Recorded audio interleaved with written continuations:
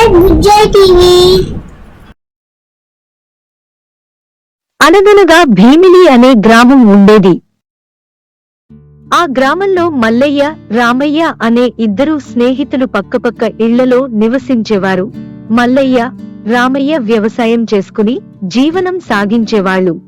మల్లయ్య కొంచెం స్వార్థపరుడు, రామయ్య స్నేహం కోసం ఏమైనా చేసే స్వభావం కలవాడు.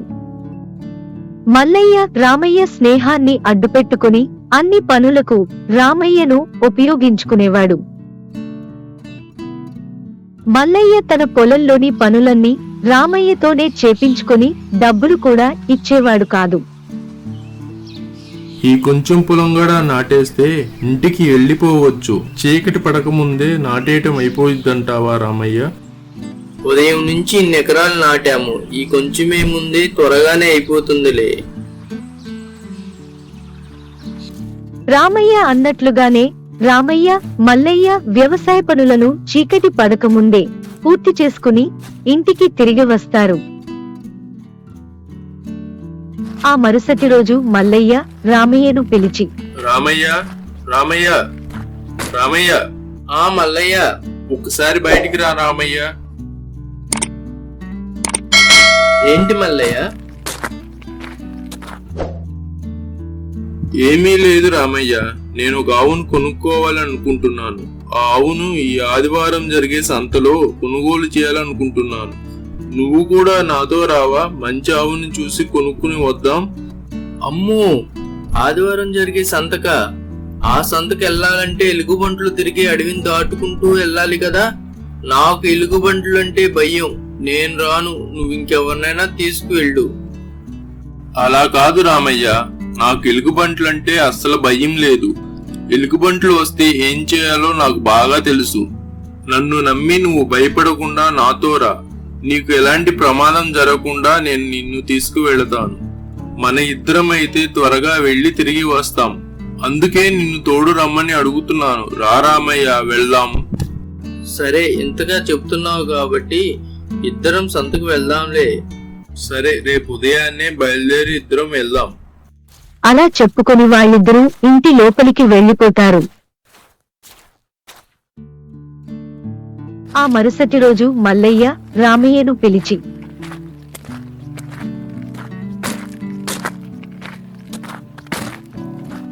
సంతకు బయలుదేరదామా?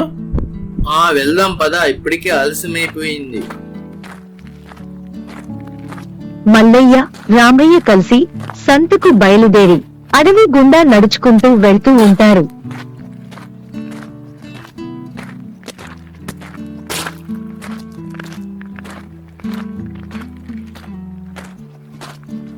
అలా కొంత దూరం వెళ్లేసరికి ఒక ఎలుగుబంటి వాళ్ళిద్దరినీ వెంబడిస్తున్నట్లు రామయ్యకు అనుమానం వస్తుంది. మల్లయ్య, నాకెందుకో ఎలుగుబంటి మన్ని ఎంబడిస్తుంది అనిపిస్తుంది. అదేం లేదులే రామయ్య, నీకు ఎలుగుబంట్లంటే భయం అన్నావు కదా, అదే భయంతో నడుస్తున్నట్లున్నావు, అందుకే అలా అనిపిస్తుంది. సరేలే మల్లయ్య, త్వరగా నడు, మళ్ళీ తిరిగి వచ్చేటప్పటికి చీకటి పడిపోతుంది. అలా వాళ్ళిద్దరూ మరికొంత దూరం నడుస్తారు. రామయ్యకు ఈసారి పొదల్లో నుండి ఎలుగుబంటి చాలా దగ్గరగా వస్తున్నట్లు శబ్దం వినబడి, మల్లయ్య, ఎలుగుబంటి పొదల్లో నుండి మన దగ్గరికి వస్తున్నట్లుంది, ఒక్కసారి అలా చూడు అని రామయ్య మల్లయ్యకు చెప్పేలోపే మల్లయ్య పరిగెత్తుకుంటూ వెళ్లి అప్పటికే చెట్టెక్కేస్తూ ఉంటాడు. ఎలుగుబంటి తన వైపు వస్తూ ఉండటంతో అతనికి ఏం చేయాలో అర్థం కాదు. రామయ్యకు ఏం చేయాలో అర్థం కాక ఎలుగుబంటి చనిపోయిన మనుషులను ఏమి చెయ్యదు అని ఎవరూ చెప్పడం గుర్తొస్తుంది.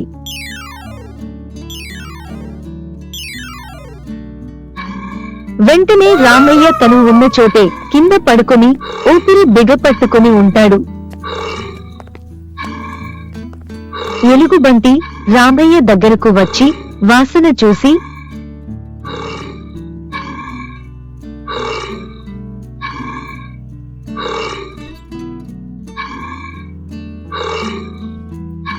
రామయ్య చనిపోయాడు అనుకొని ఎలుగుబంటి అక్కడి నుండి వెళ్లిపోతుంది. ఎలుగుబంటి అక్కడి నుండి వెళ్లిపోగానే రామయ్య లేచి నిలబడతాడు. చెట్టు మీద ఉన్న మల్లయ్య చెట్టు దిగి రామయ్య దగ్గరకొచ్చి,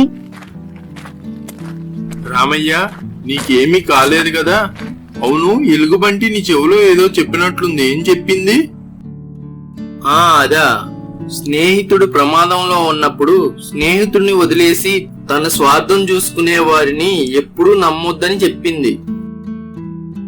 రామయ్య అలా అనడంతో మల్లయ్య తను చేసిన పనికి సిగ్గుపడి తలదించుకున్నాడు. స్వార్థపరుడైన స్నేహితుడిని నమ్మటం ఎప్పటికైనా ప్రమాదమనే నీతి ఈ కథలో తెలుస్తుంది. అనగనగా ఒక అడవిలో కాకి పిచ్చుక ఒకే చోట నివసించేవి. అవి రెండూ స్నేహితులు. కాకి దురాశ, స్వార్థ బుద్ధి కలది. పిచ్చుక అత్యాశ లేనిది, మంచి స్వభావం కలది. కాకి పిచ్చుక అడవిలో ఆనందంగా జీవిస్తూ ఉంటాయి. ఒకరోజు పెద్ద గాలివాన వస్తుంది.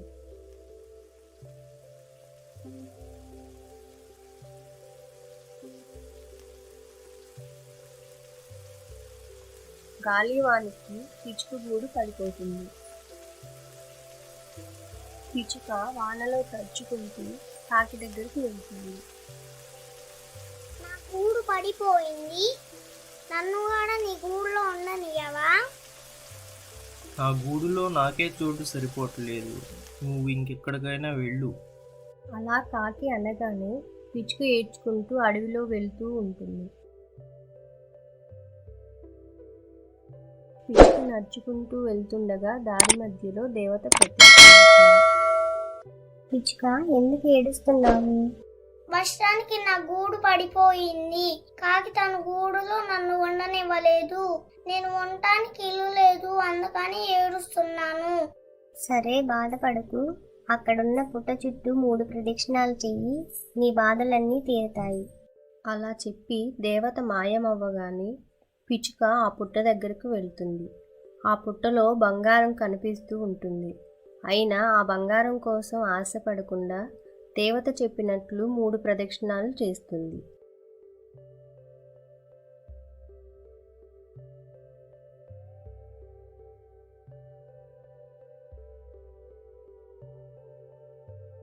పిచ్చుక మంచి గూడును వరంగా పొందుతుంది. అలా వరంగా పొందిన గూటిలో ఆనందంగా జీవనం సాగిస్తూ ఉంటుంది. అలా కొంతకాలం గడిచేటప్పటికి ఈసారి మరో పెద్ద గాలివాన వస్తుంది. ఆ గాలివాన దెబ్బకి కాకి గూడు పడిపోతుంది. కాకి వానలో తడుచుకుంటూ పిచ్చుక గూడికి వెళ్తుంది. మిత్రమా, ఏం జరిగింది? వర్షానికి నా గూడు పడిపోయింది, నన్ను కూడా నీ గూడులో ఉండనివ్వా? సరే, నా గూడులోకి రా. మిత్రమా, నీకింత మంచి గూడు ఎలా వచ్చింది? అడవిలో నేను ఏడుస్తూ వెళ్తుంటే దేవత ప్రత్యక్షమై గూడుని వరమిచ్చింది. మరుసటి రోజు ఉదయం వర్షం తగ్గగానే కాకి పిచ్చుక చెప్పిన మార్గంలో ఏడుస్తూ వెళ్తూ ఉంటుంది. అలా కొంత దూరం నడిచేటప్పటికి వెళ్ళే మార్గంలో దేవత ప్రత్యక్షమవుతుంది.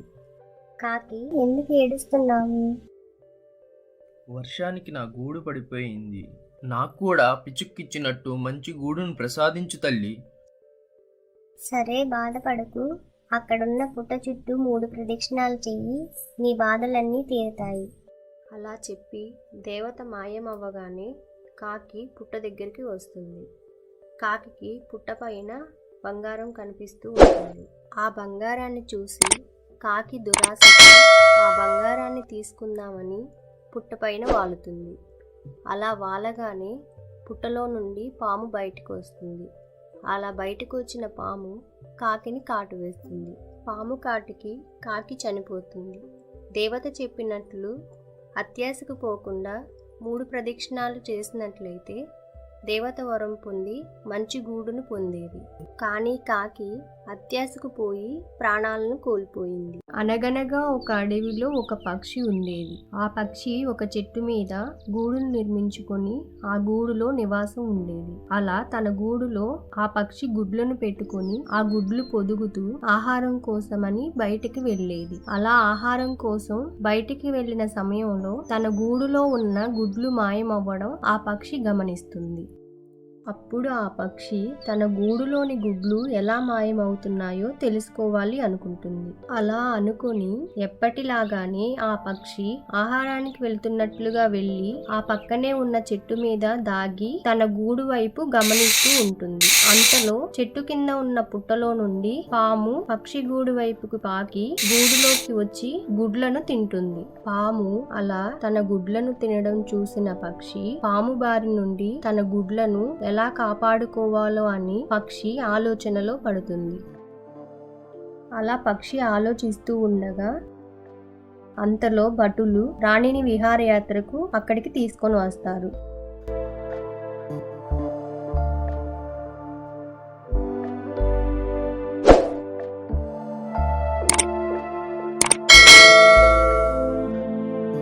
ఆ రాణిని చూసిన పక్షికి ఒక ఆలోచన తడుతుంది.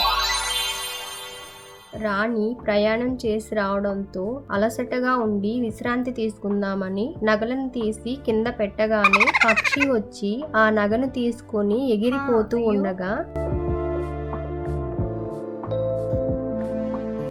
రాణి భటులను పిలుస్తుంది. ఎవరక్కడా? అలా రాణి పిలవగానే భటుడు లోపలికి వస్తాడు. ప్రణామాలు మాత. రాణిగారు, ఏం జరిగింది? ఆ పక్షి నా నగను తీసుకొని వెళ్తుంది, ఆ నగను తీసుకురండి. అలాగే రాణిగారు, పక్షిని పట్టుకుని ఆ నగను తీసుకుని వస్తాము. అలా ఆ భటుడు రాణికి చెప్పి ఆ పక్షిని వెంబడించగా పక్షి ఎగురుకుంటూ వెళ్ళి ఆ భటులు చూస్తూ ఉండగా ఆ నగని పుట్టలో వేస్తుంది.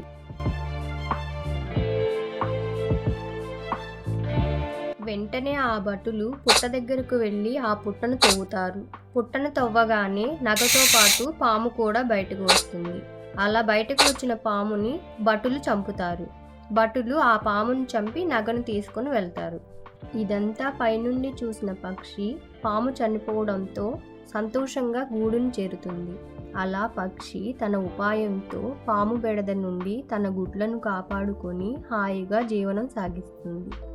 ఒక ఊరి చివర అడవికి దగ్గరలో ఒక బావి ఉండేది. ఆ బావిలో 2 కప్పలు కలిసిమెలిసి ఆనందంగా జీవించేవి.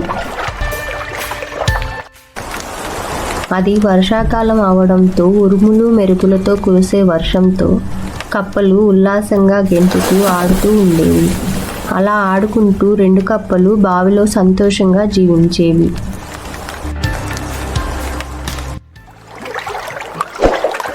అలా ఆడుకుంటూ 2 కప్పలు బావిలో సంతోషంగా జీవించేవి.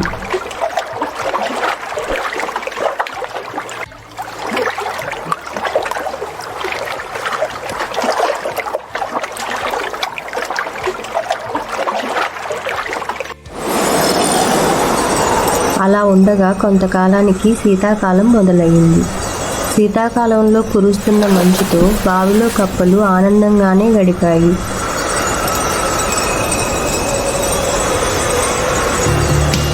అలా కాలం గడుస్తున్న కొద్దీ 2 కప్పలలో ముందు చూపున్న ఒక కప్పకి వచ్చేది ఎండాకాలం, అప్పుడు కూడా బావిలో ఇలానే నీరు ఉంటాయో ఉండవో అనే అనుమానం మొదలయ్యింది.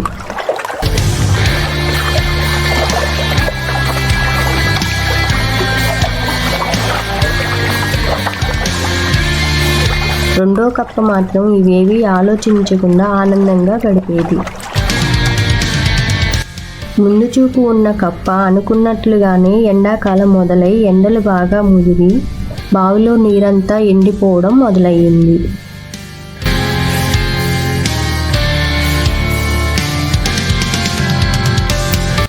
మిత్రమా, ఈ బావిలో నీరంతా ఎండిపోతుంది. మనం ఎక్కడికైనా నీరు ఉన్న చోటికి వెళ్దామా మనం ఎక్కడికి వెళ్ళనవసరం లేదు. బావిలో నీరు ఏమీ ఎండిపోదు. నువ్వు కంగారు పడి నన్ను కంగారు పెట్టకు. అలా కాదు మిత్రమా, ఈ సంవత్సరం ఎండలు బాగా ఉన్నాయి. ఈ బావిలో నీరంతా ఎండిపోయేలా ఉంది. మనం ఎక్కడికైనా వెళ్దామా? పూర్తిగా ఎండిపోయేటప్పుడు చూద్దాంలే. ఎండిపోయేదాకా చూడడం ఎందుకు మిత్రమా, ఇప్పుడే వెళ్ళిపోదాం రా. వెళ్తే నువ్వు వెళ్ళు, నేను రాను. సరే నీ ఇష్టం, నేనైతే ఇక్కడ నుండి వెళ్ళిపోతున్నాను.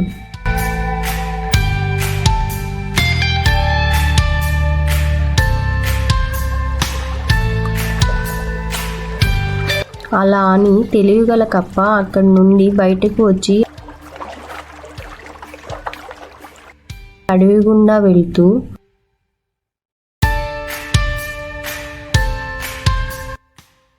దగ్గరలో ఉన్న నదిలోకి వెళ్ళి ఆనందంగా ఉంటుంది. కానీ మొదటి కప్ప చెప్పిన మాట వినకుండా రెండో కప్ప అక్కడే ఉండి ఆనందంగా గడుపుతూ ఉంటుంది.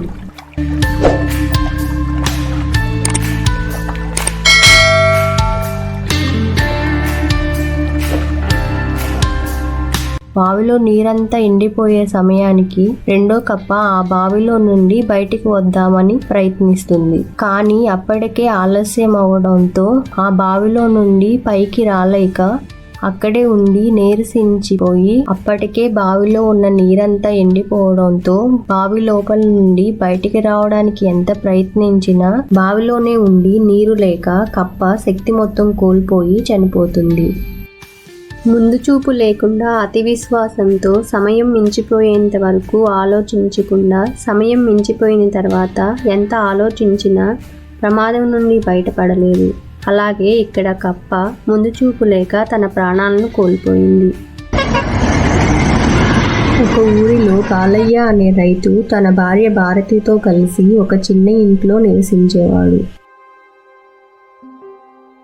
బాలయ్య తన పొలంలో మొక్కజొన్న పంటను వేసుకున్నాడు. మొక్కజొన్న పంట బాగా పండింది.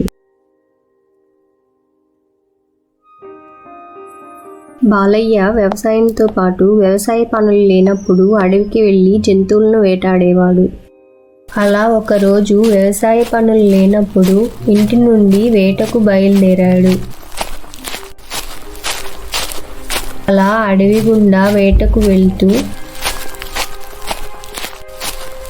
దట్టమైన అడవిని దాటుకుంటూ చెట్లు పొదలు మధ్యలో నుండి వెళ్తూ ఒకచోట జింక కుందేలు ఉండడం చూసి వాటిని వేటాడడానికి వాటి దగ్గరకు వెళ్తాడు. బాలయ్యను గమనించిన జింక కుందేలు అక్కడి నుండి పారిపోతాయి. కుందేలు వచ్చేంత వరకు బాలయ్య అక్కడే ఉండి చూసి కుందేలు రాగానే కుందేలుకు బాణం వేస్తాడు. కుందేలుకు బాణం తగిలి కుందేలు చనిపోతుంది. చనిపోయిన కుందేలు దగ్గరకు బాలయ్య వచ్చి ఆ కుందేలును తీసుకొని తిరిగి ఇంటికి బయలుదేరుతాడు.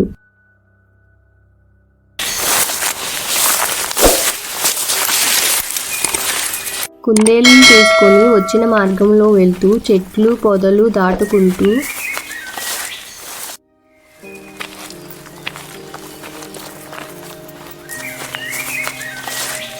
ఇంటి దగ్గరకు చేరుకొని, భారతి, భారతి, ఏమిటండి? అడవి నుండి కుందేల్ని వేటాడి తీసుకొచ్చాను. ఈ కుందేల్ని కూర వండు, నాకు బాగా ఆకలిగా ఉంది. సరే అండి. బాలయ్య తెచ్చిన కుందేలును భారతి కూర వండుతుంది.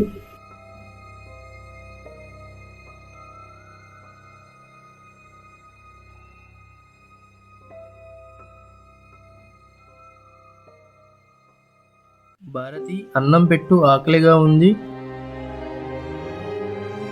భారతి, కూర వాసన గుమగుమలాడిపోతుంది.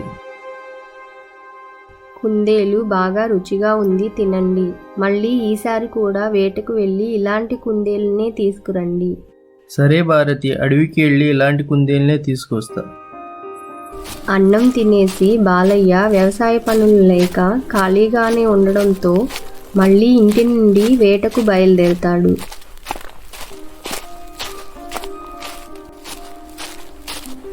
అలా అడవి గుండా వేటకు వెళ్తూ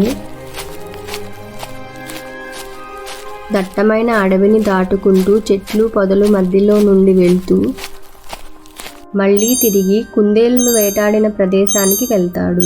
అక్కడ చెట్టు మీద ఉన్న పక్షులను చూసి పక్షులకు బాణం వేయడానికి బాణం ఎక్కువ పెట్టగానే చెట్టు మీద ఉన్న పక్షులన్నీ ఎగిరిపోతాయి.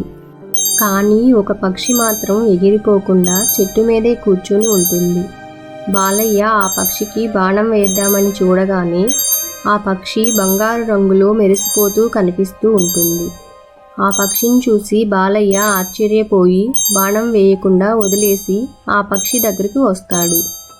ఓ వేటగాడా, నువ్వు నన్ను ఎందుకు చంపలేదు? ఓ పక్షి, బంగారు రూపంలో నువ్వెంతో అందంగా ఉండటం వల్ల నా మనసు ఒప్పుకోక నిన్ను చంపలేదు. వేటగాడా, నువ్వు నన్ను చంపలేదు కాబట్టి నేను నీకు 2 వరాలు ఇస్తాను. నీకు ఏమి కావాలో కోరుకో. ఓ బంగారు పక్షి, నేను నా భార్య దగ్గరికి వెళ్ళి ఏం వరం కావాలో తెలుసుకుని మళ్ళా వస్తాను. అప్పటి వరకు నువ్వు ఉంటావా ఇక్కడే? సరే, వెళ్ళి అడిగిరా. నీ 2 కోరికలు తీర్చేంత వరకు నేను ఇక్కడే ఉంటాను. అలా పక్షి చెప్పగానే బాలయ్య అడవి గుండా ఇంటికి బయలుదేరి వెళ్తూ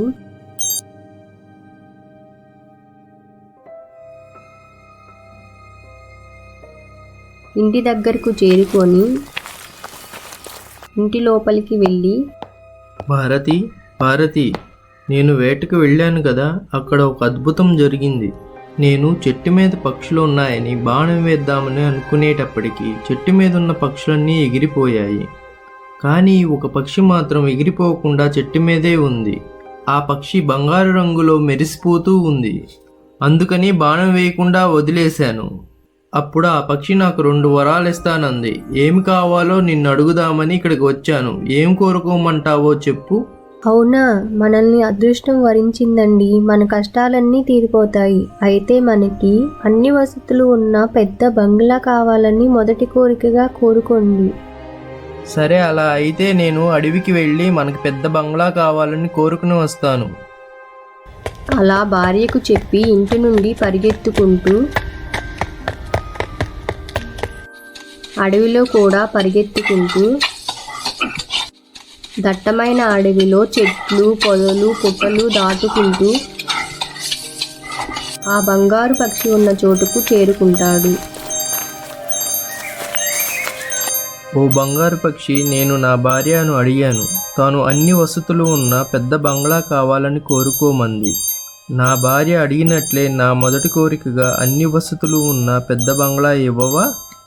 సరే, నీ మొదటి వరంగా అన్ని వసతులు ఉన్న బంగ్లా ఇస్తున్నాను.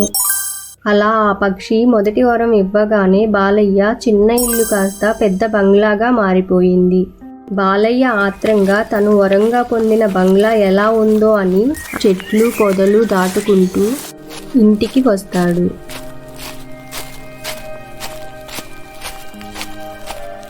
బాలయ్య వరంగా పొందిన బంగ్లాలో అన్ని వసతులతో లెక్కలేనంత ధనంతో బాలయ్య తన భార్య ఆనందంగా జీవిస్తూ ఉంటాడు.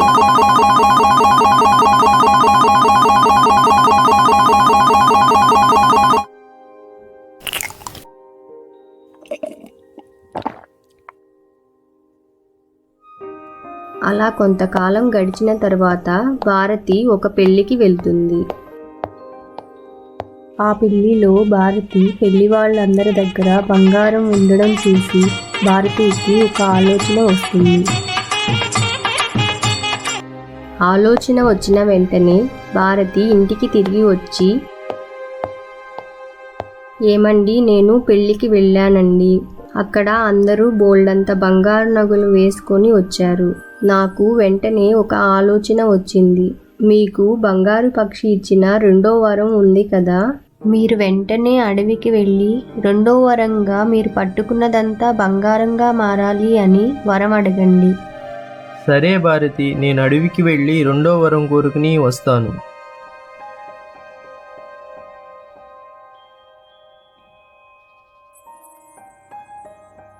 అలా చెప్పి ఇంటి నుండి బాలయ్య బయలుదేరి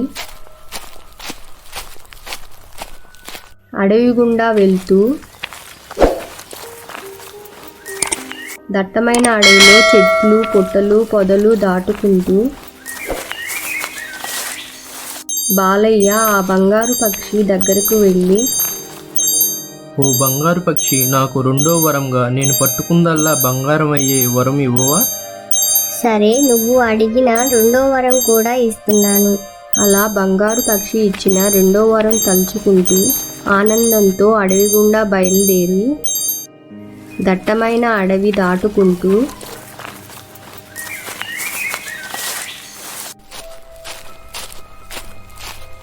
ఇంటి దగ్గరకు చేరుకొని, భారతి, భారతి, భారతి, భారతి, భారతి, తన భార్య దగ్గరికి వెళ్ళి అడిగిన వరం వల్ల ఏం జరుగుతుందో తెలియక వరం దొరికిన ఆనందంలో, భారతి, పక్షి నాకు రెండో వరం ఇచ్చింది. ఇప్పుడు నేనేది పట్టుకుంటే అది బంగారం అయిపోతుంది. నాకు చాలా సంతోషంగా ఉంది. అలా అని తన భార్య దగ్గరికి వెళ్ళి పట్టుకోగానే తన భార్య బంగారంగా మారిపోతుంది. అలా తన భార్య బంగారంగా మారిపోగానే బాలయ్య ఏడ్చుకుంటూ ఇంటి నుండి పరిగెత్తుకుంటూ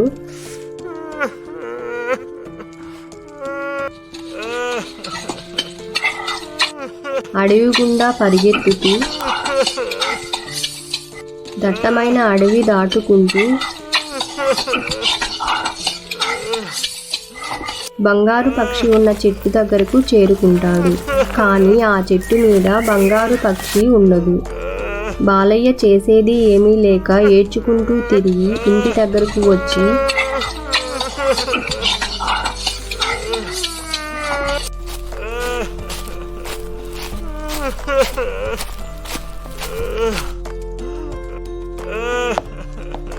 బంగారంగా మారిపోయిన తన భార్యను చూసి ఏడ్చుకుంటూ, చేసేది ఏమీ లేక ఆకలి వేసి ఏమైనా తిందామని మెట్లు ఎక్కుకుంటూ తినడానికి వెళ్ళి కుర్చీలో కూర్చొని అన్నం ప్లేటు పట్టుకుంటాడు. ఆ అన్నం ప్లేటు బాలయ్య పట్టుకోగానే బంగారంగా మారిపోతుంది. అలా ప్లేటు బంగారంగా మారిపోగానే అయ్యో అని తల పట్టుకుంటాడు. అలా తల పట్టుకోగానే బాలయ్య కూడా బంగారంగా మారిపోతాడు. బాలయ్య భార్య దురాశకు పోకుండా పక్షి ఇచ్చిన మొదటి కోరికతోనే సంతృప్తి పడి ఉంటే బాలయ్య తన భార్య సంతోషంగా జీవించేవాళ్ళు. అలా సంతోషంగా గడపకుండా దురాశకు పోయి భార్యాభర్తలిద్దరూ బంగారంగా మారిపోతారు.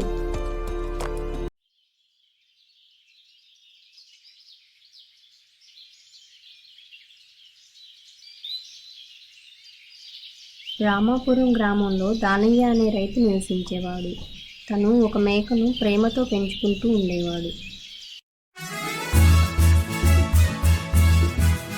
తన పక్కింట్లోనే సోమయ్య అనే రైతు ఉండేవాడు. తను కుక్కను పెంచుకునేవాడు.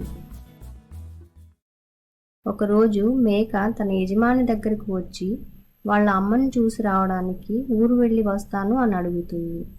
దానికి యజమాని సరే అంటాడు.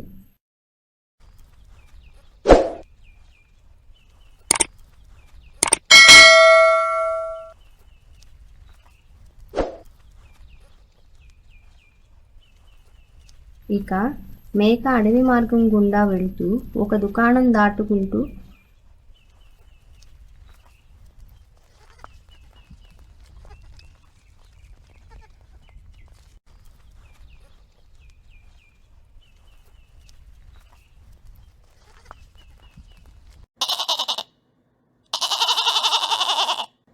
వాళ్ళ అమ్మ దగ్గరకు చేరుకొని వాళ్ళ అమ్మతో కొంత సమయం గడిపి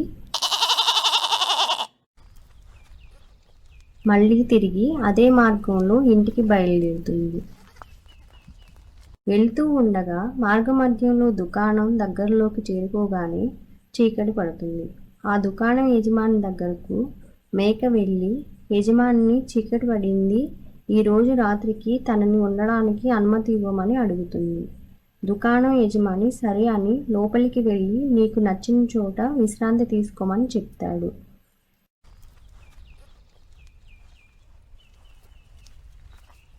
మేక లోపలికి వెళ్ళి కోళ్ళు ఉన్న గది చూసి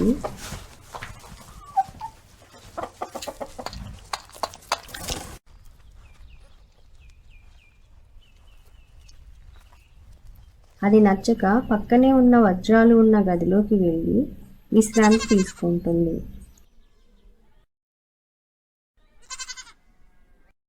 కొంతసేపటికి కొన్ని వజ్రాలను నింపుతుంది.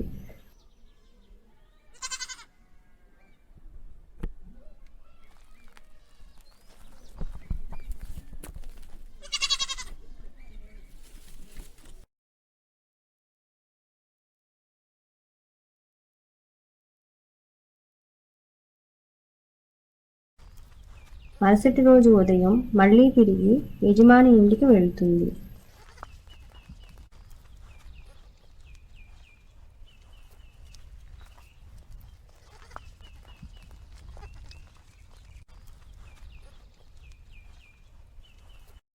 యజమానిని కలిసి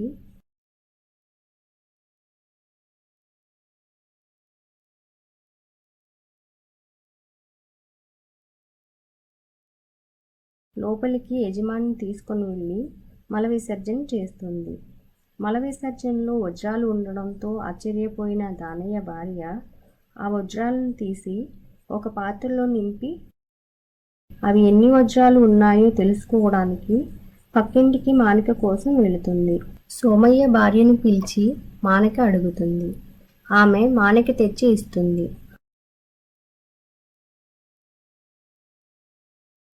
ఆ మానికను తీసుకున్న దానయ్య భార్య లోపలికి వెళ్ళి ఎన్ని వజ్రాలు ఉన్నాయో కొలుసుకుంటుంది. తర్వాత వెంటనే ఆ మానికను పక్కింట్లో ఇచ్చేస్తుంది. సోమయ్య భార్య మానికను తీసుకుని వెళ్ళి తన భర్తకు ఆతృతతో చూపిస్తుంది. ఆ మానికను దానయ్య భార్యకు ఇచ్చే ముందే ఆ మానిక అడుగున చింతపండు పెట్టి ఇస్తుంది. ఆ చింతపండుకు అంటుకుని ఒక వజ్రం ఉంటుంది. ఆ వజ్రాన్ని తన భర్తకు చూపించి కుక్కను కూడా మేక వెళ్ళిన దారిలోనే వెళ్ళి వజ్రాలు తినిరమ్మని పంపుతారు.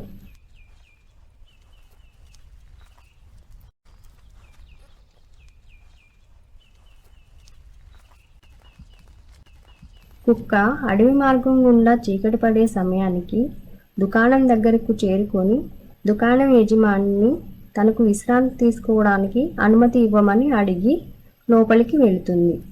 లోపలికి వెళ్ళి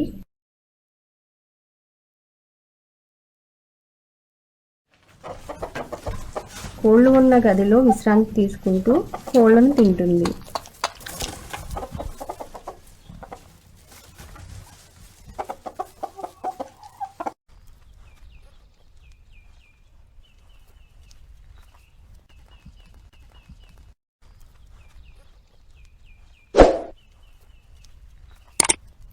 తెల్లవారగానే తిరిగి ఇంటికి వెళ్తుంది. కుక్క తిరిగి రాగానే సోమయ్య భార్య ఏమి తీసుకువచ్చిందో తెలుసుకోవడానికి ఆత్రంగా కుక్కకు వాతలు పెడుతుంది.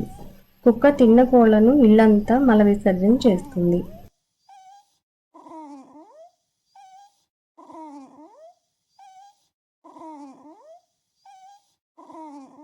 అనగనగా తాడికొండ అనే ఒక గ్రామం ఉండేది. ఆ గ్రామంలో వర్షాలు సమృద్ధిగా పడి గ్రామానికి ప్రక్కగా పారుతున్న సెలయేరులోని నీరుతో ఎప్పుడు పంటలు బాగా పండి ఆ గ్రామం అంతా పచ్చదనంతో ప్రజలందరూ సంతోషంగా ఉండేవారు. ఇదే గ్రామంలో విజయ్ అనే రైతు ఉండేవాడు. తను చాలా బలంగా ఉండేవాడు. ఆ గ్రామంలో ఒక సంవత్సరం వర్షాలు అసలు పడకపోవడంతో పంటలు పండే భూములు అన్నీ బీడు భూములుగా మారతాయి. నీరులేక పంటలు కూడా పండవు. పంటలు పండకపోవడంతో గ్రామంలోని ప్రజలందరూ చేసేదేమీ లేక పక్క ఊరిలో కాంట్రాక్ట్ పనులు చేయించే కాంట్రాక్టర్ శివ కింద పని చేయడానికి ఒప్పుకొని ట్రాక్టర్లో పనికి వెళ్తూ ఉంటారు. విజయ్ కూడా కాంట్రాక్టర్ దగ్గర పనికి వెళ్ళడానికి కాంట్రాక్టర్ శివ దగ్గరికి వస్తాడు. కాని అప్పటికే కాంట్రాక్టర్ తనకు కావలసిన పనివారిని తీసుకుని ట్రాక్టర్లో వెళ్తుంటాడు. విజయ్ ఆ ట్రాక్టర్ వెనుక పరిగెత్తుకుంటూ వచ్చి, కాంట్రాక్టర్ గారు నేను పనిలోకి వస్తా సార్. విజయ్, నువ్వా? నా పనికి సరిపడా మనుషులందరూ సరిపోయారు. నువ్వు లేటుగా వచ్చావు. కొంచెం ముందొస్తే నేను తీసుకునేవాడిని. ఇప్పుడు నా దగ్గర ఎలాంటి పని లేదు. అలా అంటే ఎలాగ కాంట్రాక్టర్ గారు? నెల రోజులుగా పని లేక డబ్బులు లేక ఇబ్బంది పడుతున్నా కాంట్రాక్టర్ గారు. మీరే ఏదో ఒక పని చూపించండి కాంట్రాక్టర్ గారు. నువ్వు అంతగా అడుగుతున్నావు కాబట్టి పక్క ఊరిలో నా ఫ్రెండు కట్టెల వ్యాపారం చేస్తూ ఉంటాడు. అతని దగ్గరికి వెళ్ళి నా పేరు చెప్తే నీకు ఏదో ఒక పని ఇస్తాడు. సరే కాంట్రాక్టర్ గారు, నేను అక్కడికి పనికి వెళతాను.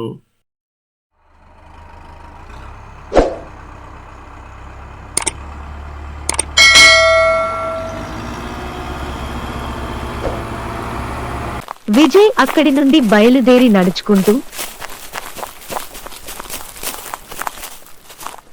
పక్క ఊర్లో ఉన్న కట్టెల వ్యాపారస్తుడు దగ్గరికి వెళ్తాడు.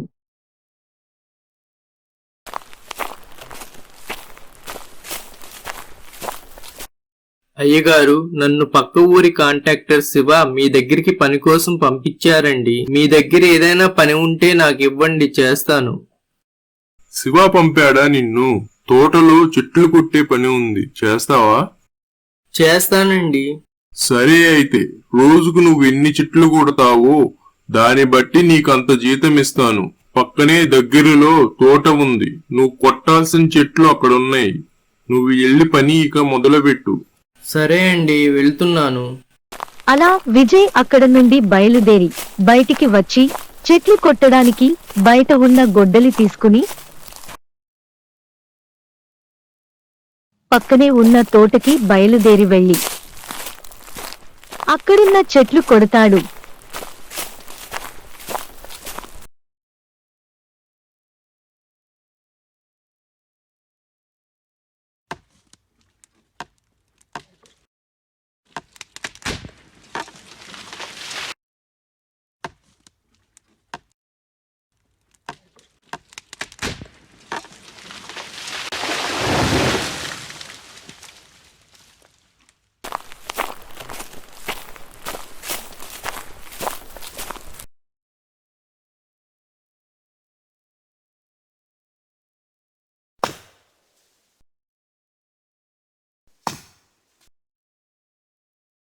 అమ్మయ్య, సాయంత్రం అయ్యేసరికి 11 చెట్లు కొట్టాను.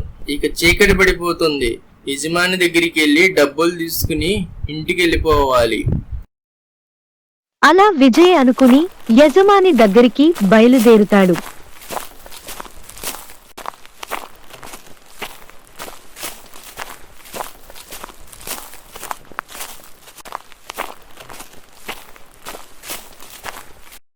అయ్యగారు, నేను ఈరోజు 11 చెట్లు కొట్టానండి. అవునా? నువ్వు చాలా హుషారుగా ఉన్నావే, చాలా చెట్లు కొట్టావు. రోజు ఇలాగే పనిచేయి. సరే అయ్యగారు. ఇదిగో నువ్వు కొట్టిన చెట్లకి డబ్బులు.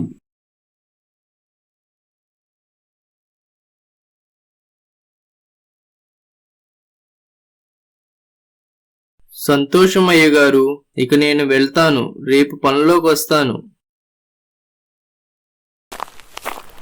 అలాగే రెండో రోజు కూడా చెట్లను నరుకుతాడు.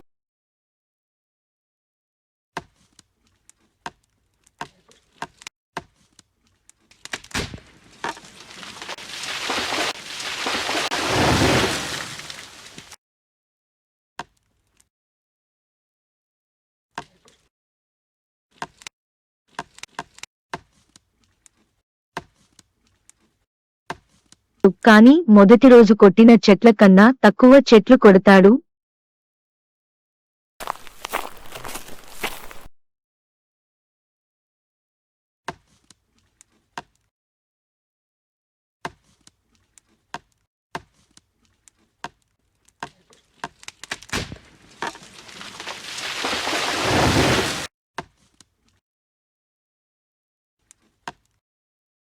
అలా రోజులు గడుస్తున్న కొద్దీ విజయ్ నరుకుతున్న చెట్ల సంఖ్య తగ్గిపోతుండటంతో విజయ్కు తనలో ఉన్న శక్తి తగ్గిపోయిందేమోననే అనుమానం మొదలైంది. అయ్యో, ఈ రోజు కూడా నేను ఎక్కువ చెట్లు కొట్టలేకపోయానే. నాకేదో జబ్బు చేసినట్టుంది. నేను ఈ పని కాకుండా ఏదైనా చూసుకోవాలి. నేను ఈ పని చేయలేకపోతున్నట్లున్నాను. తనకి ఏదో తెలియని జబ్బు చేసిందేమో అనుకుని తన యజమాని దగ్గరకు వచ్చి,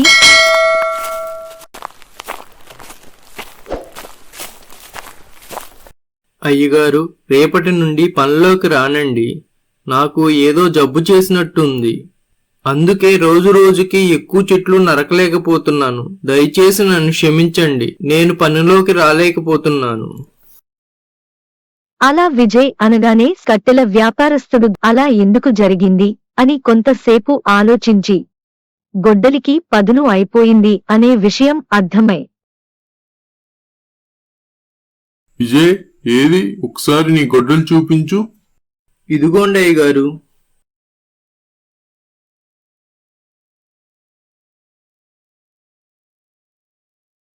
విజయ్, నీకు ఎలాంటి జబ్బు లేదు, నీ శక్తి తగ్గలేదు. కండబలం ఒకటే సరిపోదు, బుద్ధిబలం కూడా ఉండాలి. నీ గొడ్డలి పొదును ఎక్కువగా ఉండటంతో మొదటి రోజు ఎక్కువ చెట్లు కొట్టావు. రోజు రోజుకు చెట్లు కొట్టడంతో గొడ్డలి పొదును తగ్గిపోయింది. అందుకే నువ్వు తక్కువ చెట్లు కొడుతున్నావు. ఒకసారి నీ గొడ్డలికి పొదును పెట్టించి చెట్లు కొట్టి చూడు. ధన్యవాదాలు అయ్యగారు. నేను ఈ విషయాన్ని ఆలోచించలేకపోయాను. రేపు గొడ్డలికి పొదును పెట్టించుకుని చెట్లు నరుకుతాను. విజయ్ మరుసటి రోజు నుండి ఎక్కువ చెట్లు కొట్టుకుంటూ ఆనందంగా జీవనం సాగించాడు. అందుకే ఏదైనా పని చేసేటప్పుడు ఒక్క కండబలం మాత్రమే చూపిస్తే సరిపోదు. ఆ కండబలానికి తోడు బుద్ధిబలం కూడా తోడైతేనే ఏ పనిలోనైనా విజయం సాధించగలం. ఒక కొలనులో ఒక మొసలి ఉండేది. అది వర్షాకాలం కావడంతో వర్షాలు బాగా పడి కొలను నిండుగా నీరు చేరడంతో పాటు చాలా చేపలు ఆ కొలనులోకి వచ్చి చాలా ఉత్సాహంగా ఎగురుతూ ఉంటాయి. మొసలి ఆ చేపలను తింటూ ఉల్లాసంగా సరదాగా సమయం గడిపేది. అలా సరదాగా గడుపుతున్న సమయంలో వర్షాలు బాగా పెరిగి పెద్ద గాలివానగా మారి అక్కడ ఉన్న చెరువులు కొలనులు అన్నిటిలో భారీగా నీరు చేరడంతో వరదలు వచ్చాయి. ఆ వరద ప్రవాహంలో మొసలి చాలా దూరం కొట్టుకుపోయి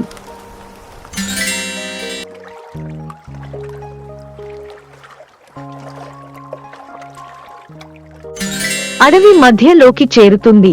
వరద ప్రవాహం తగ్గిపోగానే మొసలి ఆ దగ్గరలో ఏదైనా కొలను ఉంటుందని చుట్టుపక్కల వెతుకుతుంది. కానీ ముసలికి ఆ అడవి కొత్త కావడంతో ఎక్కడ నీటి ప్రవాహం ఉంటుందో తెలియదు. కాబట్టి ఆ చుట్టుపక్కల ఎవరైనా ఉంటే వారినడిగి అక్కడికి దగ్గర్లో ఏదైనా కొలను ఉందేమో తెలుసుకుందామని చుట్టుపక్కల చూస్తుంది. చుట్టుప్రక్కల ఎవరు కనబడకపోయేటప్పటికీ కొంత దూరం ముందుకు వెళితే ఎవరైనా కనపడతారేమోనని కొంత దూరం ముందుకు వెళుతుంది. అలా వెళ్తుండగా ముసలికి ఒక చెట్టు మీద ఒక కోతి ద్రాక్ష పండ్లు తింటూ కనబడుతుంది.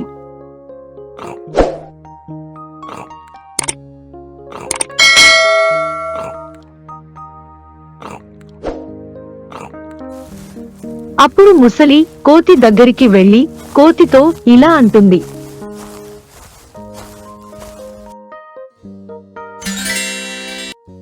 ఏ కోతి, ఒక్కసారి చెట్టు దిగి కిందకి రావా, నీతో మాట్లాడాలి అని ముసలి అనగానే కోతి చెట్టు పైనుంచి దిగి కిందికి వస్తుంది.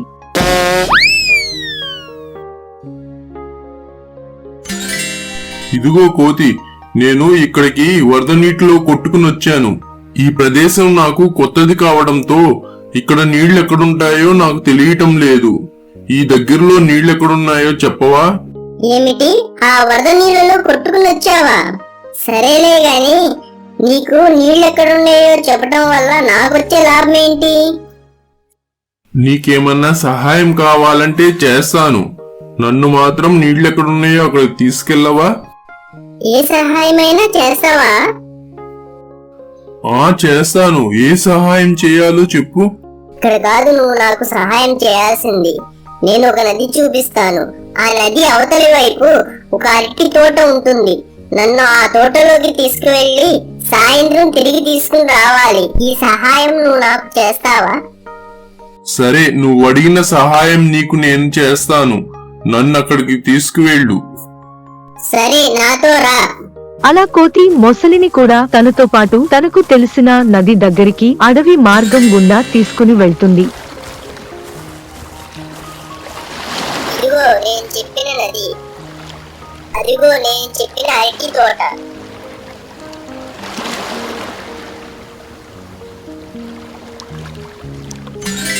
మొసలి నది దగ్గరికి వెళ్ళగానే ఆ నదిలో నీళ్లు చూసి చాలా సంతోషపడుతుంది. ఆ సంతోషంతో మొసలి కోతితో ఇలా అంటుంది.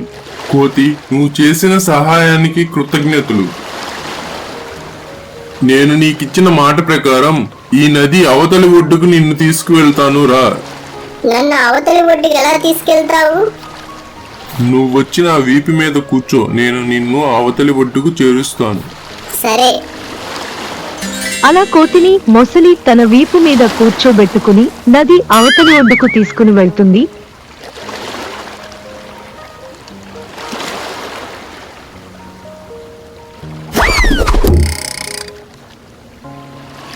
కోతి అవతలి ఒడ్డుకు చేరుకోగానే ఆనందంగా పరిగెత్తుకుంటూ అరటి తోటలోకి వెళ్లి అక్కడున్న అరటి గెలలను తెంచుకుని అరటి పండ్లను తింటుంది. అలా కోతి సాయంత్రం వరకు ఆ అరటి తోటలోనే గడిపి నదిలో ఉన్న మొసలిని పిలిచి అవతలి ఒడ్డుకు తీసుకెళ్లమని ఇలా అడుగుతుంది. నన్ను అవతలి ఒడ్డుకు తీసుకెళ్ళవా? తీసుకెళ్తాను రా, నా వీపు మీద ఎక్కు. మొసలి కోతిని వీపు మీద ఎక్కించుకుని నది మధ్యలోకి తీసుకుని వెళ్లి ఇలా అంటుంది. కోతి, మనం ఇక్కడికొచ్చిన తర్వాత నుండి ఇప్పటి వరకు నాకు ఎలాంటి ఆహారం దొరకలేదు.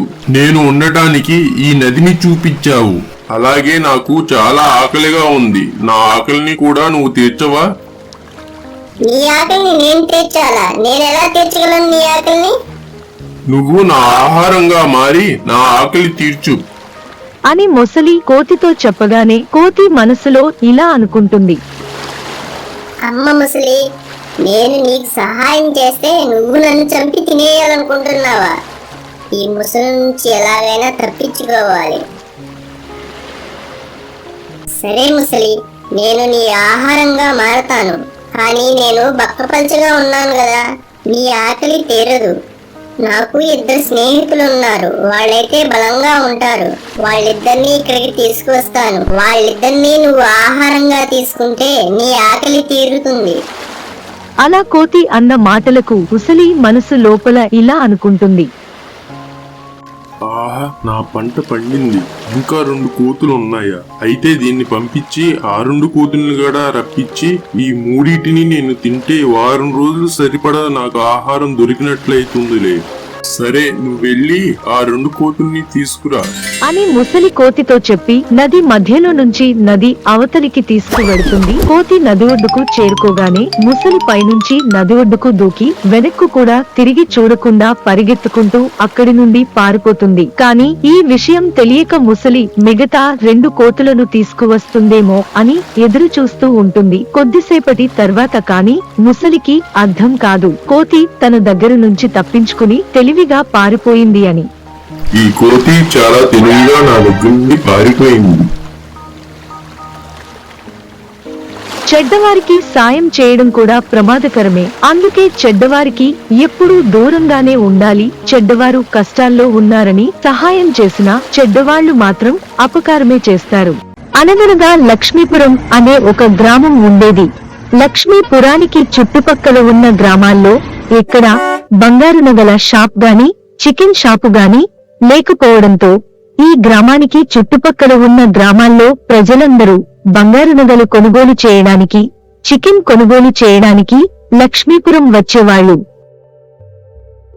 ఈ గ్రామంలో జస్వంత్ శెట్టి అనే వ్యాపారి కోళ్ల వ్యాపారం చేస్తూ ఉండేవాడు. అలాగే అతనికి చికెన్ షాప్ కూడా ఉండేది. అతడు చాలా అత్యాశపరుడు మరియు పిసినారి. అతని దగ్గర పని చేయడానికి రాజేష్ అనే వ్యక్తిని జీతానికి పెట్టుకుంటాడు. రాజేష్ చేత ఎక్కువ పని చేయించుకుని ఆ పనికి తగిన జీతం రాజేష్ కి ఇచ్చేవాడు కాదు. జస్వంత్ శెట్టికి బంగారం అంటే మక్కువ ఎక్కువ కావడంతో లక్ష్మీపురంలో ఉన్న బంగారు నగల షాపును ఎలాగైనా సొంతం చేసుకుని బంగారు వ్యాపారం చెయ్యాలి అనే ఆశ ఉండేది. జస్వంత్ శెట్టి దగ్గర పనిచేసే రాజేష్ చాలా మంచివాడు. తనకు ఉన్నంతలోనే ఇతరులకు సాయం చేసే స్వభావం కలవాడు. చికెన్ షాప్ కు దగ్గర్లో ఉన్న ఒక చిన్న ఇంట్లో తన జీవనం సాగిస్తూ ఉంటాడు. తన యజమాని తనకి చాలా తక్కువ జీతం ఇస్తున్నప్పటికీ కోళ్ల ఫారం ఊడ్చి శుభ్రం చేయడం,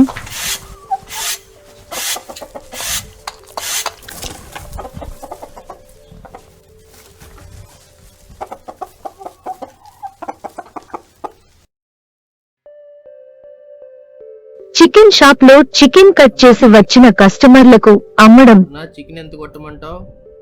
కేజీ కొట్టు.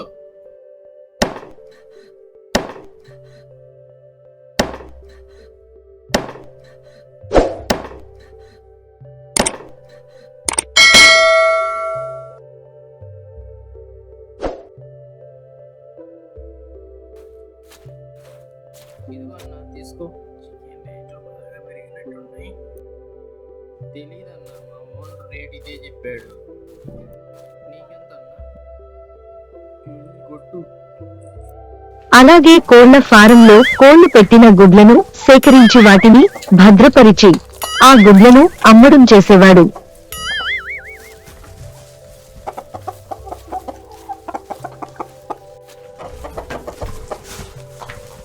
అంత ఎక్కువ పని ఒక్కడే చేసినప్పటికీ యజమాని ఇచ్చిన తక్కువ జీతంతోనే సరిపెట్టుకుని ఆ వచ్చిన జీతంలోనే కొంత జీతాన్ని మిగుల్చుకుని ఆ డబ్బుతో ఒక కోడిని కొనుక్కుని సొంతగా కోళ్లను పెంచుకోవాలి అని అనుకునేవాడు. దండాలయ్య గారు పిలిచారు. ఏం జరిగింది అయ్య గారు? ఏరా రాజేష్, పని మొత్తం అయిపోయిందా నీది? ఆ కోళ్లు 10 కేజీల మాంసం రామయ్యకు పంపించావా? ఉదయమే ఇచ్చేశాను అయ్య గారు. వాళ్ళు మాంసం తీసుకుని డబ్బులు కూడా ఇచ్చేశారు. మీ గళ్ళా పెట్టిలో పెట్టేశాను అయ్య గారు.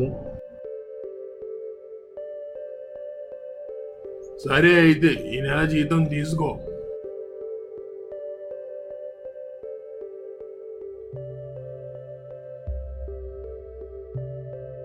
సరే అయ్య గారు, భోజనం చేయటానికి టైం అయింది. నేను భోజనం చేసి వస్తాను అయ్య గారు.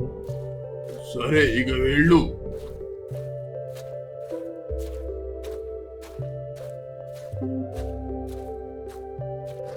అలా రాజేష్ జీతం తీసుకొని అక్కడి నుండి నడుచుకుంటూ అన్నం తిందామని చెట్టు కిందకు వెళ్తాడు.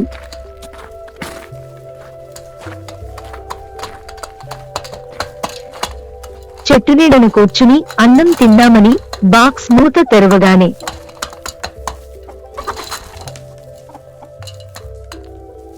అక్కడికి అటుగా వెళ్తున్న ఒక బ్రాహ్మణుడు రాజేష్ దగ్గరికి వస్తాడు.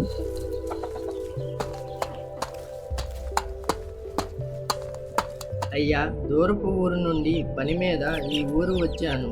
ప్రయాణంలో నడిచి నడిచి చాలా ఆకలిగా ఉంది.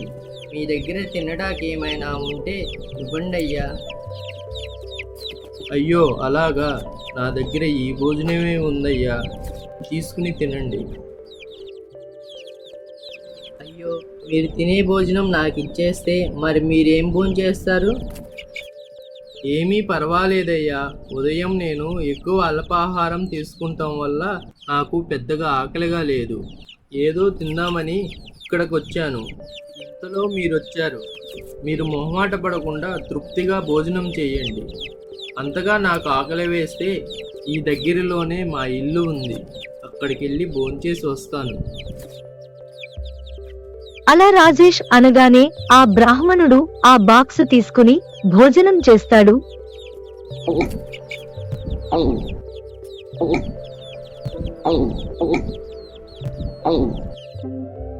భోజనం పూర్తి కాగానే అక్కడే ఉన్న ఒక కోడి పిల్లను తీసుకొని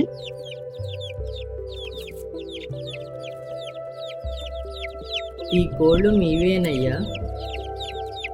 కాదయ్యా, నేను ఈ కోళ్ల ఫామ్లో పనిచేస్తున్నాను. ఆకలిగా ఉన్న నా కడుపు నింపారు మీరు. మీకు నేనెంతో రుణపడి ఉన్నాను. ఈ కోడి పిల్లని మీరు పెంచుకోండి, మీకు ఎంతో మంచి జరుగుతుంది. ఇక సెలవు తీసుకుంటాను. ధన్యవాదములు. అలాగే అయ్యా, మీరు చెప్పినట్లే ఈ కోడి పిల్లని పెంచుకుంటాను. మీరు జాగ్రత్తగా వెళ్ళండి. అలా రాజేష్ కి బ్రాహ్మణుడు చెప్పి అక్కడి నుండి వెళ్ళిపోతాడు. బ్రాహ్మణుడు వెళ్ళిన తర్వాత రాజేష్ అక్కడి నుండి లేచి ఆ కోడి పిల్లను తీసుకొని తన యజమాని దగ్గరకు వెళ్తాడు. ఏంటి రాజేష్, కోడి పిల్లని తీసుకుని వచ్చావు? కోడి పిల్లకి ఏమైంది? ఈ కోడి పిల్లకి ఏమీ అవ్వలేదు అయ్యగారు. ఈ కోడి పిల్లని నేను కొనుక్కుందామని తీసుకొచ్చాను అయ్యగారు. అవునా? ఈ కోడి పిల్లను కొనుక్కుంటాకి నీ దగ్గర డబ్బులున్నాయా? ఎప్పటి నుంచో కోడిని కొనుక్కుందామని నా జీతంలో కొంత డబ్బులు దాచుకున్నాను, కానీ కోడిని కొనుక్కోలేకపోయానయ్యా. నా దగ్గరున్న డబ్బులతో ఈ కోడి పిల్లను కొనుక్కుందామని తీసుకుని వచ్చానయ్యా. ఈ డబ్బులు తీసుకుని ఈ కోడి పిల్లను నాకు ఇవ్వండి అయ్యా. నేను వీడికి చాలా తక్కువ జీతం ఇస్తున్నా కదా, అయినా డబ్బులు ఎలా మిగిలాయి వీడికి? ఈ కోడి పిల్ల రేటు నేను ఎలాగైనా వీడికి ఎక్కువ చెప్పి వీడి దగ్గర నుండి డబ్బులు ఎక్కువ తీసుకోవాలి. ఇదిగో రాజేష్, ఈ కోడి పిల్ల రేటు చాలా ఎక్కువ. ఇప్పుడు ఇచ్చిన ఈ డబ్బులు సరిపోవు, ఇంకా ఇవ్వాలి. అలాగే అయ్యా, వచ్చే నెల జీతంలో ఎంత ఇవ్వాలో అంతా ఇచ్చేస్తాను అయ్యగారు. సరే రాజేష్, నువ్వు కాబట్టి ఈ కోడి పిల్లని ఇస్తున్నాను. అదే వేరే వాళ్ళకైతే ఈ కోడి పిల్లని ఇచ్చేవాడినే కాదు. సరే, తీసుకుని వెళ్ళు. యజమాని చెప్పిన మాటలకు ఒప్పుకున్న రాజేష్ ఆ కోడి పిల్లను తీసుకొని దారి గుండా నడుచుకుంటూ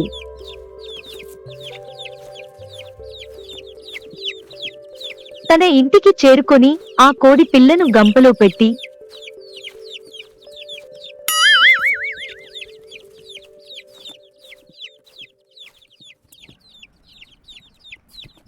ఎప్పటి నుంచో కోడిని కొనుక్కుందాం అనుకున్నాను, కనీసం ఈ కోడి పిల్లనన్నా కొనుక్కున్నాను. చాలా సంతోషంగా ఉంది. అలా తన మనసులో అనుకుని రాజేష్ విశ్రాంతి తీసుకుంటాడు. బ్రాహ్మణుడు రాజేష్ ను పెంచుకోమన్న కోడిపిల్ల ఎప్పుడు బంగారు కోడిగుడ్డు పెడుతుంది. బంగారు కోడిగుడ్డు పెట్టే కోడి రాజేష్ యజమాని జస్వంత్ శెట్టి దగ్గరికి ఎలా వెడుతుంది? ఆ బంగారు కోడిగుడ్డు పెట్టే కోడి వల్ల ఎవరు లాభపడ్డారు, ఎవరు నష్టపోయారు అనేది నెక్స్ట్ ఎపిసోడ్ లో చూడండి. జస్వంత్ శెట్టి అనే కోళ్ల వ్యాపారి దగ్గర పనిచేస్తున్న రాజేష్ కు ఒక బ్రాహ్మణుడు తనని ఒక కోడి పిల్లను పెంచుకోమని చెప్పడంతో రాజేష్ ఆ కోడి పిల్లను కొనుక్కొని పెంచుకుంటూ ఉంటాడు. రాజేష్ కోడిపిల్లకు కావాల్సిన ఆహారం పెట్టి రోజులాగానే ఇంటి దగ్గర నుండి బయలుదేరి కోళ్ల ఫారం దగ్గరికి వెళ్లి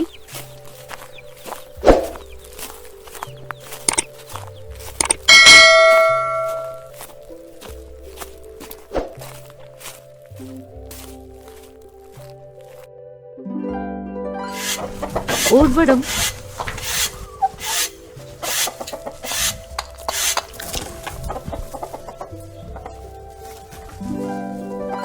చికెన్ షాప్ లో చికెన్ అమ్మడం చేస్తాడు.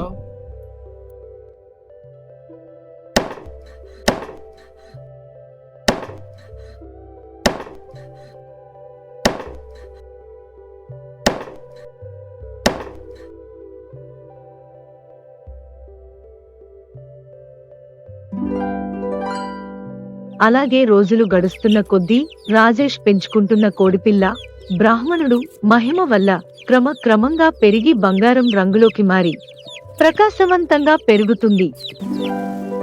బంగారు వర్ణంలో మారిన కోడిపిల్లను చూసి ఒకరోజు ఉదయం రాజేష్ ఇలా అనుకున్నాడు. అరే, ఈ కోడి పిల్ల బంగారు వర్ణంలోకి మారిపోయింది. అలా నెల రోజులు గడిచిపోతాయి. ఆ నెల రోజుల్లోనే కోడిపిల్ల పెరిగి పెద్దదైపోతుంది.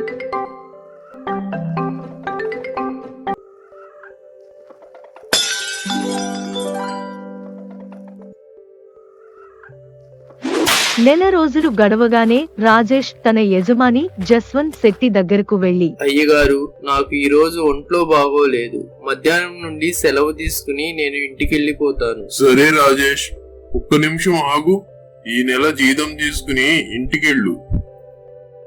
అలాగే అయ్యగారు. కోడి పిల్లకి తీసుకోవాల్సిన డబ్బులు తీసుకుని మిగతా జీతం ఇవ్వండి అయ్యగారు. సరే, కోడి పిల్లకు తీసుకోవాల్సిన డబ్బులు పోగా ఇదిగో నీ జీతం తీసుకో. రేపు ఉదయాన్నే వచ్చేసి పని మొదలు పెట్టు.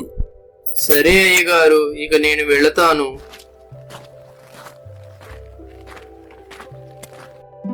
రాజేష్ జీతం తీసుకుని అక్కడి నుండి మధ్యాహ్నం సమయంలో ఇంటికి వస్తాడు. రాజేష్ ఇంటికి రాగానే కోడిగుడ్డు పెడుతుంది. ఆ కోడిగుడ్డును చూడగానే రాజేష్ ఆశ్చర్యపోతాడు. ఎందుకంటే ఆ కోడి బంగారు గుడ్డు పెడుతుంది. అరే, ఇది బంగారు కోడిగుడ్డు లాగుంది. ఇది బంగారు కోడిగుడ్డే. ఇది బ్రాహ్మణుని మహిమ వల్ల ఈ కోడి బంగారు గుడ్డు పెట్టినట్టుంది. ఇన్నాటికి నాకు అదృష్టం కలిసొచ్చింది. నేను పడిన కష్టానికి ప్రతిఫలం వచ్చింది. ఈ కోడిగుడ్డుని అమ్ముకోగా వచ్చిన డబ్బులతో కోళ్ల ఫామును పెట్టుకుని నా కాళ్ళ మీద నేను నిలబడాలి. అయినా ఒకసారి ఇది బంగారు కోడిగుడ్డో అవునో కాదో వెళ్ళి జ్యువెలరీ షాప్ లో తిరుమల శెట్టిని అడిగి తెలుసుకోవాలి ముందు. ఆ బంగారు కోడిగుడ్డును తీసుకుని రాజేష్ అది నిజమైన బంగారు కోడిగుడ్డు అవునో కాదో తెలుసుకుందామని బంగారం షాపు దగ్గరకు వెళ్తాడు.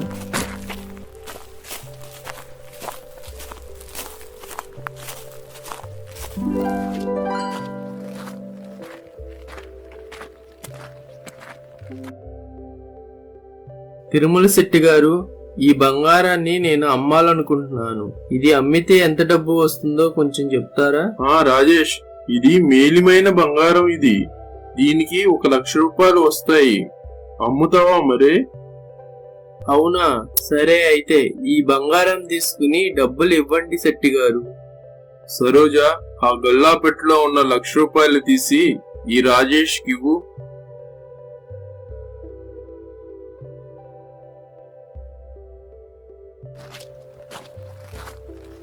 సరోజ, ఈ బంగారం కోడిగుడ్డ ఆకారంలో ఉంది కదా, ఇలాంటి మేలిమైన బంగారం మనకి చాలా అరుదుగా లభిస్తూ ఉంటుంది. దీన్ని జాగ్రత్త చే. ఎవరైనా పెద్ద కస్టమర్లు వస్తే వాళ్ళకి మంచి ఆభరణాలు చేసి ఈ బంగారంతో ఎక్కువ లాభం పొందొచ్చు. సరే అయ్యగారు. అలా ఆ కోడి రోజుకొక బంగారు కోడిగుడ్డు పెడుతూ ఉండేది.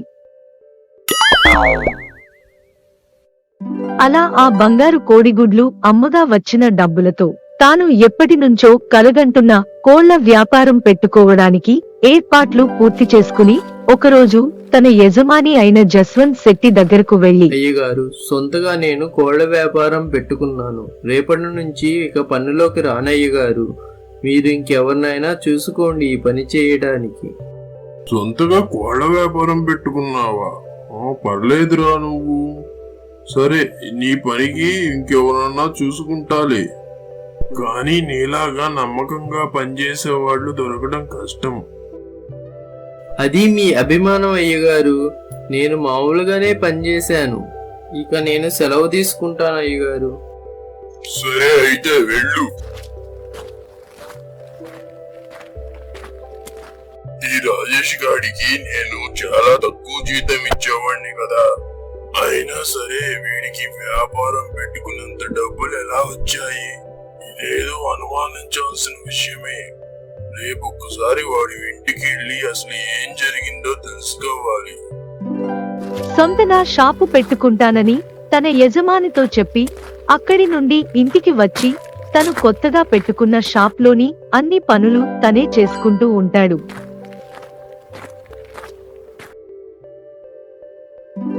రాజేష్ పనిమానేయడం వల్ల చికెన్ షాప్ లో పని చేయడం కోసం జస్వంత్ శెట్టి కొత్త పనిమనిషిని చూస్తూ ఉంటాడు. కానీ జస్వంత్ శెట్టి పరమ పిసినారి అని లక్ష్మీపురం గ్రామంలోనే కాదు, చుట్టుపక్కల ఊర్లో అందరికీ తెలుసు. అందుకని జస్వంత్ శెట్టి చికెన్ షాప్ లో పనిచేయడానికి ఎవరూ ముందుకురారు. ఒకరోజు రాజు అనే పనివాడు పనికోసం జస్వంత్ శెట్టి దగ్గరికి వచ్చి ఇలా అంటాడు, అయ్యగారు, మీ చికెన్ షాప్ లో పని ఉందన్నారు. నేను పనిచేయటానికి వచ్చాను అయ్యగారు. అవునా? ఎంత జీతం ఇవ్వమంటావు నీకు? పాత షాపులో 10,000 ఇచ్చారయ్యా నెలకి. మీరు కూడా అంత ఇస్తే మీ దగ్గర పనిచేస్తాను. ఇంతకు ముందు పనిచేసిన రాజేష్ గారికి 10వ పరగా ఇస్తే పనిచేసేవాడు. వీడేమో చాలా ఎక్కువ అడుగుతున్నాడు. మనకేమో పనివాళ్ళు దొరకట్లేదు. సరేలే, వీడిని పెట్టుకుని పని చేపించుకుంటే పోతుందిలే. అంతెందుకు? 5,000 ఇస్తా, పని చేస్తే చెయ్యి, లేకపోతే వెళ్ళిపో. అంత తక్కువ ఇస్తే నేను పని చేయను అయ్యగారు. నేను వెళ్ళిపోతున్నాను. ఆగాగు. సరేలే, రేపటి నుండి పనిలోకి రా. నువ్వు అడిగినట్టు నెలకు 10,000 ఇస్తాను. జాగ్రత్తగా పని చేయాలి నువ్వు. అలాగే అయ్యగారు, ఉంటాను. అలా రాజు జస్వంత్ శెట్టి చికెన్ షాప్ లో పని చేయటానికి ఒప్పుకుని అక్కడి నుండి వెళ్లిపోతాడు. వీడసలుకి సరిగ్గా పని చేస్తాడో లేదో చూడాలి. వీడికి ఇంత శాలరీ 10,000 అంటే మామూలు విషయం కాదు. సరేలే, చూద్దాం వీడి సంగతి తర్వాత. జస్వంత్ శెట్టికి గతిలేక రాజుని పనిలో పెట్టుకుంటాడు. రాజు చాలా బద్ధకస్తుడు. చికెన్ షాప్ లో ఏ ఒక్క పని కూడా సరిగా చేసేవాడు కాదు. ఎప్పుడూ షాపు ముందు కూర్చుని నిద్రపోతూ ఉండేవాడు. హలో ఎవరైనా చికెన్ కోసం వస్తే ఎవరికీ సరైన సమాధానం చెప్పేవాడు కాదు. ఏ బాబు, చికెన్ ఉందా? ఏ బాబు, నిద్రపోతున్నావు? లే, చికెన్ కొట్టు కేజీ. ఏ బాబు లే. ఏంటి లేపుతున్నావు? చికెన్ లేదు, గీకెన్ లేదు. పో, తర్వాత ఒక గంట తర్వాత కావాలంటే అడిల్లు. ఓరా, నీ షాప్ అదే చాలా షాప్. నిద్ర చెడగొట్టాడు ఏదో.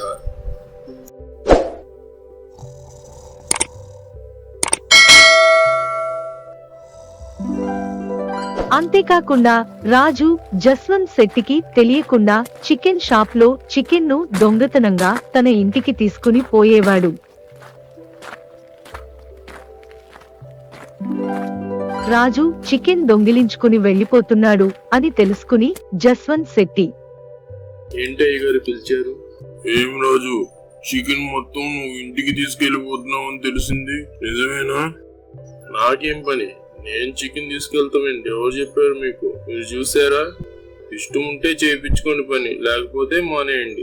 ఏంటి నాకు ఎదురు సమాధానం చెప్తున్నావు? రేపు నుండి నా షాపులో పని చేయడానికి వీల్లేదు. ఇదిగో నీకు రావాల్సిన జీతం, తీసుకుని వెళ్ళిపో. సరేలే. రాజుకు ఇవ్వాల్సిన జీతం ఇచ్చేసి పనిలోంచి తీసేస్తాడు.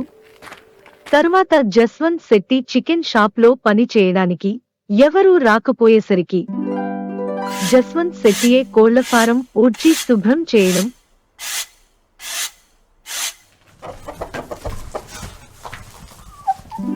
చికెన్ షాప్ లో చికెన్ కట్ చేసి వచ్చిన కస్టమర్లకు అమ్మడం చేసుకోవాల్సి వస్తుంది.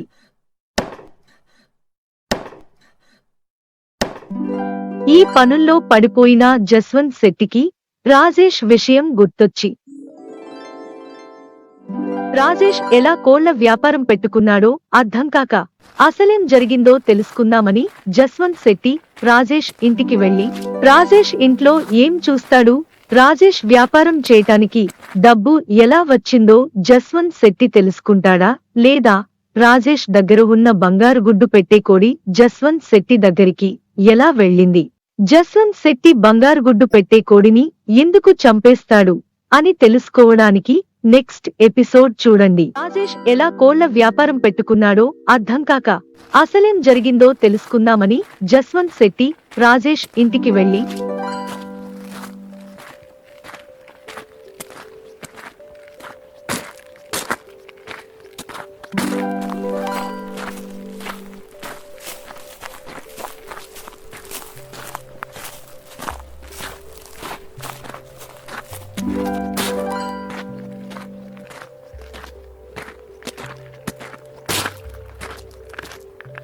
రాజేష్ ఇంటి కిటికీ నుండి తొంగి చూస్తూ రాజేష్ లోపలికి వెళ్లగానే కోడి బంగారు గుడ్డు పెట్టడం చూస్తాడు. రాజేష్ ఆ కోడి పెట్టిన బంగారు గుడ్డు తీసుకుని అక్కడి నుండి షాప్ లోకి వెళ్లిపోతాడు. ఇదంతా చూస్తున్న జస్వంత్ శెట్టి కోడి బంగారు గుడ్డు పెట్టడంతో ఆ కోడిని ఎలాగైనా తను సొంతం చేసుకోవాలని రాజేష్ ఇంటి లోపలికి వెళ్లి ఆ కోడిని తీసుకుని తన ఇంటికి వెళ్లి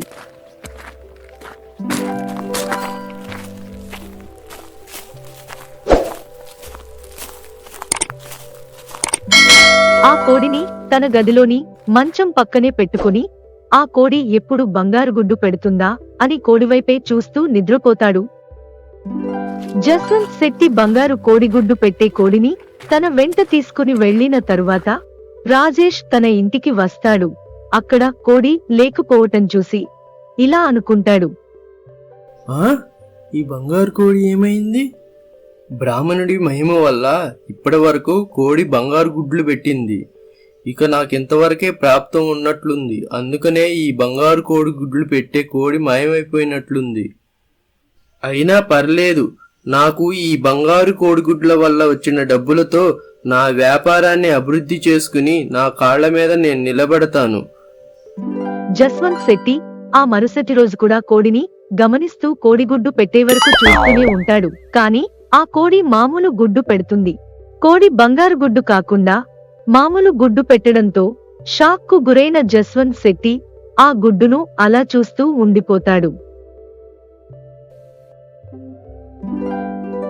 ఈ కోడి రాజేష్ దగ్గర బంగారు కోడిగుడ్డు పెట్టడం నేను చూశాను కదా, నా దగ్గర ఏమిటి మామూలు గుడ్డు పెట్టింది? నేను ఈ కోడిని తీసుకురావడంలో ఏదైనా పొరపాటు చేశానా? ఏమో, ఈ కోడిని తీసుకువెళ్లి రాజేష్ దగ్గర వదిలేద్దాం, ఏమి జరుగుతుందో చూద్దాం. జస్వంత్ శెట్టి తను చూడడంలో ఏదైనా పొరపాటు జరిగిందేమో అనుకుని ఆ కోడిని తీసుకెళ్లి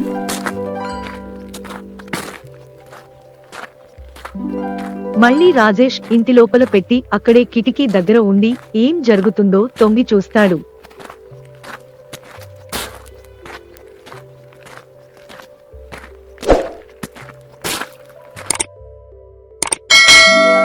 ఈలోపు ఇంటిలోకి రాజేష్ వస్తాడు. రాజేష్ రాగానే కోడి 2 బంగారు గుడ్లు పెడుతుంది. ఈ బంగారు కోడి నిన్న మాయమైపోయిందనుకున్నానే, మళ్ళా ఎలా వచ్చింది? ఆ బంగారు కోడిగుడ్డు పెడుతుంది, 2 కోడిగుడ్లు పెట్టింది ఈసారి. ఇదేంటి, ఇది 2 బంగారు కోడిగుడ్లు పెట్టింది అంటే నా దగ్గర పెట్టింది మామూలు గుడ్డు, వీడికి మాత్రం నిన్నటిది ఇవాళది కలిపి 2 బంగారు కోడిగుడ్లు పెట్టింది. ఎప్పుడు రోజుకు 1 బంగారు గుడ్డే పెట్టేది, ఈ రోజు ఏంటి 2 బంగారు గుడ్లు పెట్టింది? కోడి బంగారు గుడ్లును పెట్టడంతో జస్వంత్ శెట్టి రాజేష్ ఇంటి లోపలికి వెళ్లి, ఒరే రాజేష్, నువ్వింత మోసగాడివనుకోలేదు. ఈ కోడి బంగారు గుడ్డు పెడుతుందని తెలుసుకుని ఆ విషయం నాకు చెప్పకుండా తెలివిగా నా దగ్గర నుండి కోడి పిల్లను కొనుక్కుంటానని చెప్పి ఈ బంగారు గుడ్డు పెట్టే కోడిని నువ్వు తెచ్చుకున్నావు కదా. ఎంత మోసం, ఎంత ద్రోహం చేశావురా. అలాంటిది ఏమీ లేదు అయ్యగారు, ఈ కోడి బంగారు గుడ్డు పెడుతుందని నాకు ముందు తెలియదు. ఈ కోడిని ఒక బ్రాహ్మణుడు నన్ను పెంచుకోమని చెప్పడంతో ఈ కోడిని కొనుక్కుని పెంచుకుంటున్నాను, అంతేగాని మిమ్మల్ని మోసం చేయాలని కాదు అయ్యగారు, నమ్మండి నన్ను. ఇదంతా ఎవరికి చెబుతున్నావురా? నేను నిన్ను నమ్మను. ఈ కోడిని నన్ను మోసం చేసి నా దగ్గర నుండి తీసుకున్నావు కాబట్టి ఈ కోడి నాదే. ఈ కోడిని నేను తీసుకువెళ్తున్నాను, ఎవరికి చెప్పుకుంటావో చెప్పుకోపో. రాజేష్ జస్వంత్ శెట్టితో గొడవ పడడం ఇష్టం లేక జస్వంత్ శెట్టిని ఏమీ అనకుండా వదిలేస్తాడు. అయ్యగారు లాంటి పెద్దవాళ్లతో మనం ఏమి వాదిస్తాము? అయినా దేవుడు నాకు ఎంతవరకు ఇవ్వటమే గొప్ప అదృష్టము. ఇప్పటి వరకు బంగారం అమ్మగా వచ్చిన డబ్బులతోనే కష్టపడి నా వ్యాపారాన్ని అభివృద్ధి చేసుకోవాలి. జస్వంత్ శెట్టి అక్కడి నుండి కోడిని తీసుకుని మళ్లీ తిరిగి ఇంటికి వెళ్లి తన గదిలోనే ఉంచి కోడి బంగారు గుడ్డు పెడుతుందని ఎదురు చూస్తాడు. కాని కోడి మాత్రం తన దగ్గర మామూలు గుడ్డును పెట్టడంతో కోపం వచ్చి ఆ కోడిని తీసుకుని, ఏమే దొంగ కోడి, నాకు మాత్రం మామూలు గుడ్డు పెడతావు, ఆ రాజేష్ గాడికి మాత్రం బంగారు గుడ్డు పెడుతున్నావు, నీ అంతు తేలుస్తాను, నిన్ను వదలనే, నిన్ను చంపేస్తాను అని అక్కడే ఉన్న కత్తితో ఆ కోడిని పొడిచి చంపేస్తాడు.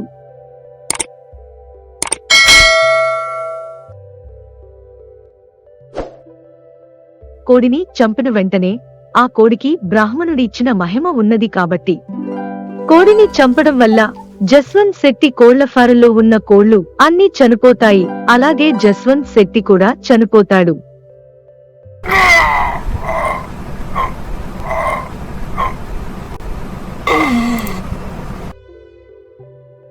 రాజేష్ తన మంచితనం వల్ల పొందిన వరంతో తన కాళ్ల మీద తాను నిలబడే శక్తిని సంపాదించుకున్నాడు. కానీ జస్వంత్ శెట్టి మాత్రం రాజేష్ పొందిన వరాన్ని తను బలవంతంగా పొందాలని ప్రయత్నించడం వల్ల జస్వంత్ శెట్టి ప్రాణాలు కోల్పోవాల్సి వస్తుంది. ఇలాంటి మరిన్ని ఆసక్తికరమైన కథల కోసం మా ఛానల్ని దయచేసి సబ్స్క్రైబ్ చేసుకోండి. Please subscribe Vijay TV.